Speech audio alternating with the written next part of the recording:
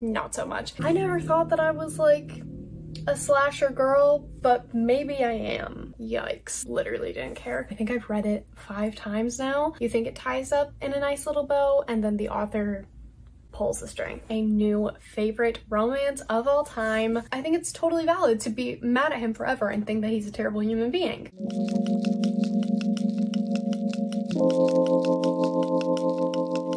Hi friends, and welcome back to my channel. My name is Aylin, and today we are going to be doing my June and July wrap-ups. So I have to combine them because obviously I missed my June wrap-up in July because we were moving literally July 1st. There was no time and no place to film it, much less like edit or anything. So we have quite a few books to talk about. I don't actually know the number. We have 18 books to talk about for my June and July wrap-up. I didn't read a ton like the first half of July, and then I crammed a bunch in the second half, but either way, we have a good amount of books to talk about, so we're just gonna run through them, and I'm gonna try to not confuse this with August because I keep thinking it's like August 20th and I need to film my August wrap-up. Let's get into the books. The first book that I read in the month of June was Blue Flag Volume 5, and if you've been following my channel since like March or so, you would know that I have been obsessed with this series, but this one was a 3-star and I am so sad about it.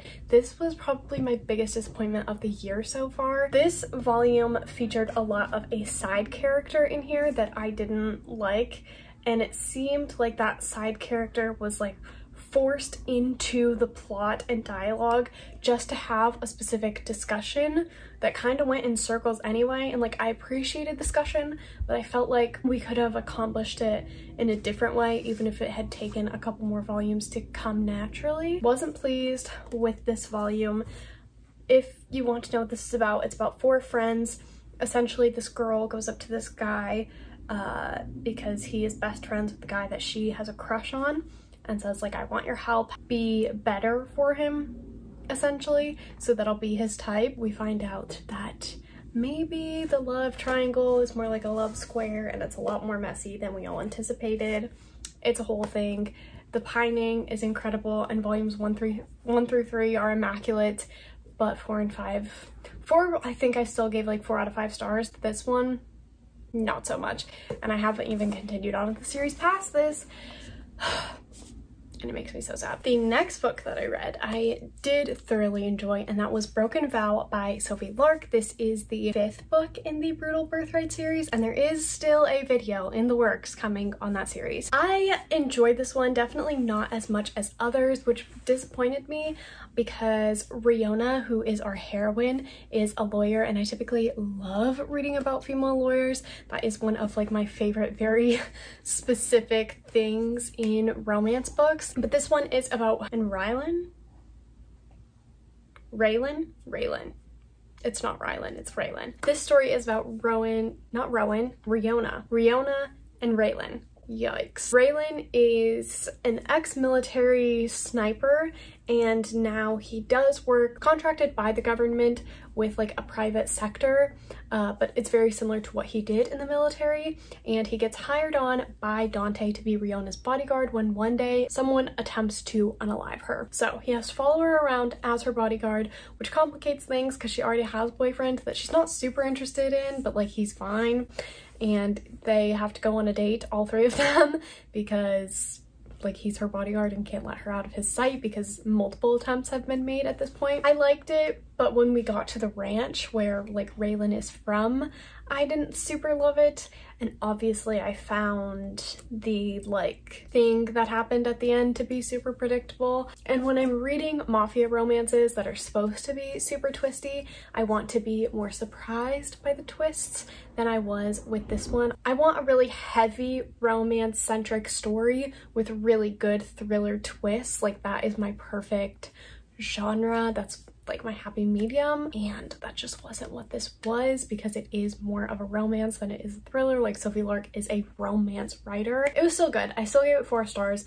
I just docked a whole star for like the ranch because I literally didn't care, and maybe that makes me heartless, but I did like the bonding moments between Riona and Raylan's family. I thought that that was really great, and I like that Riona was able to find a balance with work, and that didn't mean that she was going to stop working, but that she wanted to not take her career more seriously, but do things for herself, like outside of her family business. Also, I fully predicted like who put the hit on her. Then I read an actual thriller because that was clearly what I was in the mood for, and that was The Broken Family by Robin Harding. I had read another Robin Harding before, and I believe that one was The Arrangement, and I loved it. Couldn't stop thinking about it for days. So good. Definitely recommend. It's one of my favorite thrillers. This one, if you don't like open endings, this one has a little bit of an open ending. Like, you think it ties up in a nice little bow, and then the author pulls the string. This one is seemingly about this typical like suburban family. They've got everything going for them. They're middle class, like doing slightly above average, but like nothing crazy. And I think what was terrifying about this one is that all of their like little secrets that led to all of these things happening are things that like everyday normal people could find themselves doing. And I don't want that to be misconstrued as like those are the things that I do in my free time. If you've read this book, it could be something you hear about your neighbor and their family is actually full of like dirty secrets, even though they look perfect from the outside. And I just thought that that was such an interesting take, and I really liked how Robin Harding did it. It kept me on the edge of my seat. It kept me entertained. Then finally, we have one that I do physically own and has quickly become a new favorite romance of all time, Confidence of Wildflowers by Macaulay Smeltzer. I picked this one up literally because I had downloaded it on Kindle Unlimited. I had seen everybody talking about it. I wanted to know what the buzz was about, so I downloaded it. All right, this is just calling out to me for some reason. This is what I need to be reading right now. And I feel like that is like the pinnacle of being a mood reader, is like a book calling out to you like a beacon, which is what happened here. And then it being exactly what you needed. Like, obviously it doesn't work like that all the time, but that's what happened with this one, and I'm so glad. This one is about Salem and Thayer. Thayer is Salem's neighbor. She's been living in this house for a really long time. The house next to her that Thayer is now inhabiting has been like empty and decrepit for a super long time, so he's fixing it up. And one day she goes over to like, I think she hears him like in pain or something, because maybe I think he was gardening and he may have like hit himself with a tool, or maybe he was just complaining. And she goes back there and she's like, can I get you anything? Do you need any help? And he's like, you're trespassing. So it's definitely like Grumpy Sunshine. She starts nannying for him because he has an 8-year-old son named Forrest. With her spending more and more time at his house and with his son, things start to develop, even though she has like an amazing boyfriend and kind of ends up cheating on him. I don't remember if she actually cheats or not. She definitely emotionally cheats on him. It's an age gap romance where she's nannying his son, so there's a good bit of taboo in there, and I freaking loved it. It was so good. Like I said, one of my favorite romances that I've ever read. Look up content warnings for this book because holy crap, it gets heavy. There is talk of DA and essay, but it's never like detailed on page, and it's not ever between our two main characters. Our heroine had experienced it in her past, which is not a spoiler. It literally talks about it within the first chapter or maybe even the prologue, so it's not a spoiler at all, but it does affect her and her relationships. And so like she talks about it very vaguely, but it's not a ton of detail, but it is there. Loss of a loved one, cancer, there's a lot. So look up content warnings because it's been a while since I've read this. I loved it though. I thought it was really good, and I did not see the ending coming at all. Then I needed an audiobook to listen to while I was packing, and I also needed a bit of an emotional reprieve. So I picked up She Drives Me Crazy by Kelly Quinlan, I believe. This is a high school sapphic romance between a basketball player and a cheerleader. It's like an enemies or high school rivals, I guess would be more apt, to lovers romance. I really enjoyed this one. I just think that I'm growing away from the young adult contemporary genre, which is not the book's fault. Fully aware of that. I think I gave this like a 3.75, 4 out of 5 stars. It was really cute.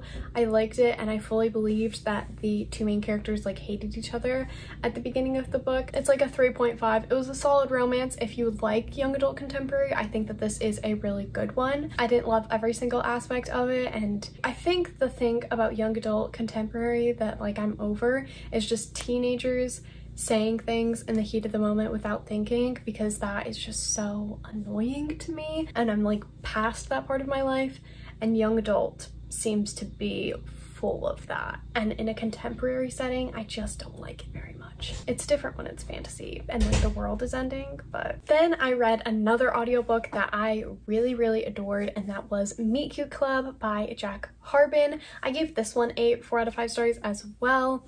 I think my only complaint was that I had wished it was a little bit longer and like more fleshed out. This is a novella about these two men. One of them works at a bookstore and his name is Rex, and then the other one, I don't remember his name, but he is a big fan of romance, and recently his grandmother had passed away and she had this club called the Meet Cute Club, and so he's trying to carry on tradition where they read like romance books together, and he's trying to save it because members keep leaving and it's making him really sad. So Rex joins this book club because he had initially teased the other guy about his reading taste and like reading romance. So he joins the book club, and together they end up like saving the book club and getting more members to join and getting it like back up and swinging, and it was so sweet and I loved it. Definitely 4 out of 5 stars. It was so good, and I definitely want to read more by Jack Harbin as well. Then it was time for my annual / biannual reread of A Monster Calls by Patrick Ness. If this is your first time on my channel, this is my favorite book of all time. It means so much to me for so many different reasons, and literally every time I read it I sob like a baby, and it had been a couple of years since I read it, so I picked it up, listened to the audiobook. That is one of my favorite ways to read this book. I love it so much. It's just so well done, and I sobbed like a baby as per usual. I just needed a good cry, and this was perfect for that. It always is. This is about 11-year-old boy named Connor, whose mom is terminally ill, and he keeps having this recurring nightmare.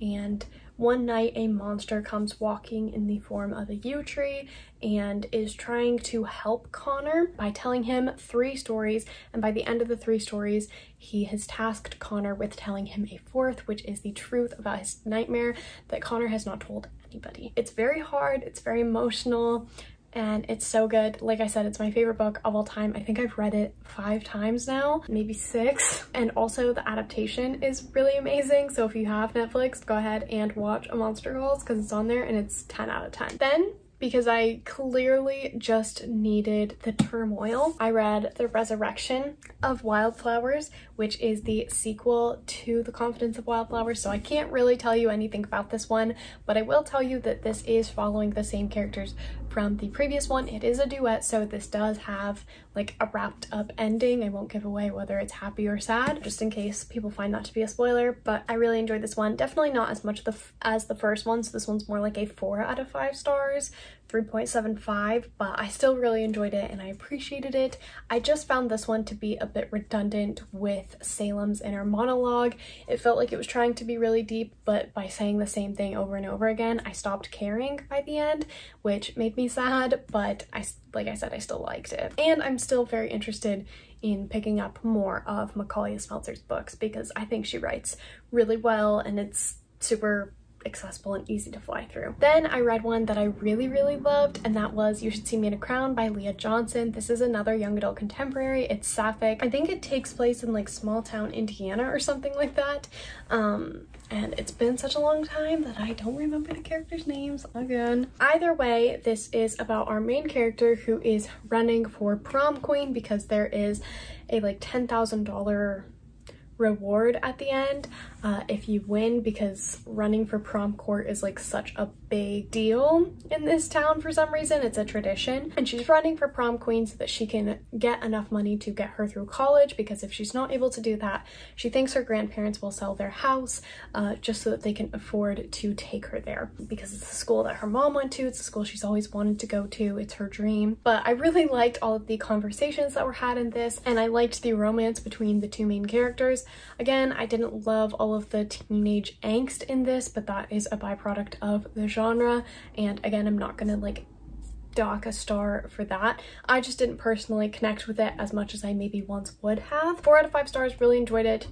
Definitely super cute, and I would obviously like recommend it. That was the first book that I read in July, so now that we are in July, the next book that I read was Theirs for the Night by Katie Robert. This was a reread for me.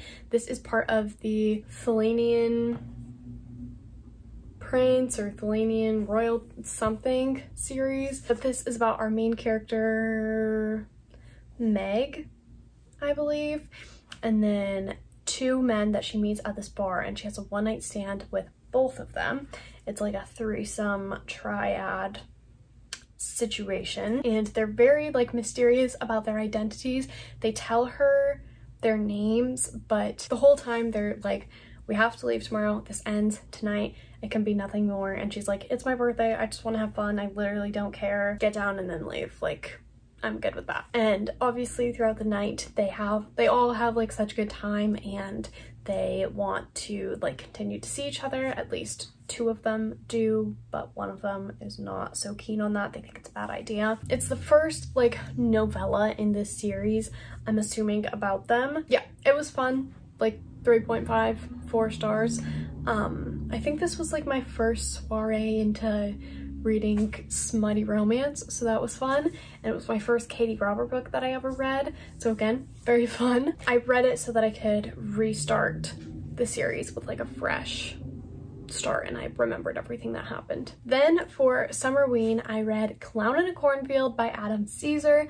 I loved this book. It was my first slasher that I had ever read, and it definitely took me a long time to get through just because I'm not used to reading this genre, but I gave it a 4.75 out of 5 stars. This, it has like a political parallel in which the commentary I think was super insightful and like well done, as again, like I was blown away, and I didn't expect that from a slasher.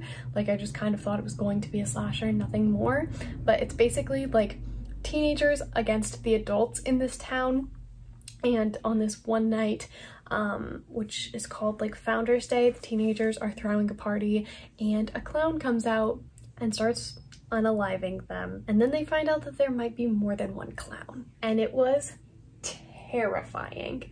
It was so good. I loved it, and I definitely want to read book 2. And I'm also very interested to read more slashers in the future because like this one was just so well done. I never thought that I was like a slasher girl, but maybe I am. That sounds bad. All right, we're gonna get through these next few books as quick as possible because I am exhausted and I want to take a nap more than anything. So the next book that I read was also for Summerween, and that is Dream On by Angie Hockman. I settled on 3 out of 5 stars for this. This is about our main character, Cass, who has graduated law school and passed the bar exam, and on her way home, she ends up getting into a car accident that leaves her in a coma, and when she wakes up from that coma, she has a surplus of memories where she has been dating this guy named Devin. Nobody like knows who she's talking about.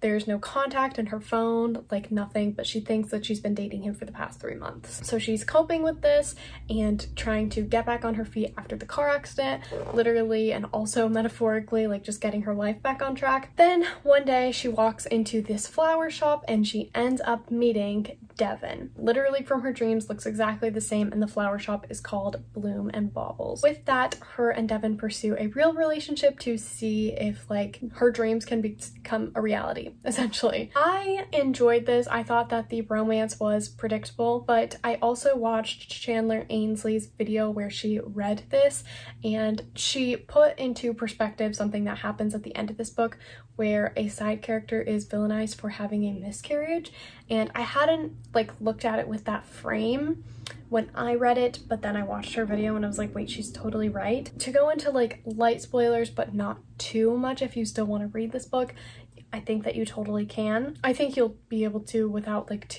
it's a romance, like you're gonna be able to predict what happens. Devin had a past ex that had tricked him about being pregnant in order to like move their relationship along, which it's very messed up. But he just automatically assumed that she was lying and made his whole family hate her. And I just thought it was interesting. I don't think that the author did this on purpose, but like how quick we are to believe men and like their side of the story before hearing out a woman. And like I said, I don't think that that was a commentary that the author was trying to be a part of, because the way that that plot line was resolved, if I had been the character that was villainized, I would not have continued on the way that I did, the way that she does, which skip to the next book that pops up on the screen. if you don't want to be spoiled. But the fact that she continues to have a relationship with Devin after he literally left her at the hospital, would not have done that. Like, if you're gonna tell me that I'm lying when, like, you're going through one of the hardest things a human can experience. He literally left her at one of the most traumatic experiences. I don't think that I would be over that, ever. I think it's totally valid to be mad at him forever and think that he's a terrible human being. Once Chandler had said that, I like sat back and thought, and I felt really bad for not realizing it that way. So I apologize, but 3 stars.